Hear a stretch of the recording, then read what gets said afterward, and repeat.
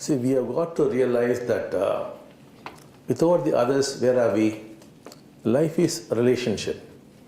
Now, your husband is creating you, your children are creating you, your friends are creating you. You have a morning coffee because somebody went to the cows and milked them. So the whole world is supporting you. Without them, you cannot exist. Without the auto rickshaw driver or your car driver, you cannot exist. Without your servant maid, you cannot exist. So you depend on all people. This is essentially an African principle called Ubuntu. I am there because of you. So the other is creating us. If you can see it, you would automatically be filled with gratitude. By yourself, what could you do? Nothing at all. They closed the tree here, somebody made them, some farmer grew the cotton, some chap made it to this jibba. So we depend on everyone. So by ourselves, we are nothing, we are zeros. So if you keep thinking about it, you get awareness and then you have gratitude. And then suddenly you find the universe is responding differently. Simply help pours in.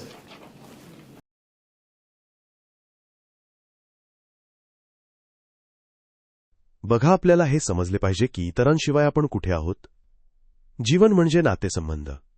आता तुम्ही, तुमचा नवरा तुम्हाला निर्माण करत आहे, तुमची मुले तुम्हाला निर्माण करत आहेत, तुमचे मित्र तुम्हाला निर्माण करत आहेत.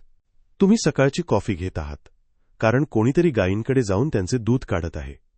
म्हणून संपूर्ण जग तुम्हाला आधार देत आहे, त्यांच्याशिवाय तुम्ही अस्तित्वात राहू शकत नाही. ऑटो रिक्षा ड्रायव्हर किंवा तुमच्या कार ड्रायव्हरशिवाय तुमचे अस्तित्व राहू शकत नाही. तुमच्या नोकराने बनवलेल्या गोष्टींशिवाय तुम्ही अस्तित्वात राहू शकत नाही. म्हणून तुम्ही सर्व लोकांवर अवलंबून आहात.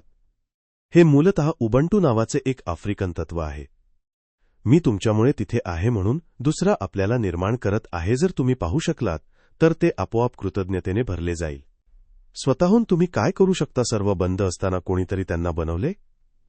कोणीतरी कापूस पिकवतो म्हणूनच कोणीतरी माणसाने हा सदरा बनवला आहे.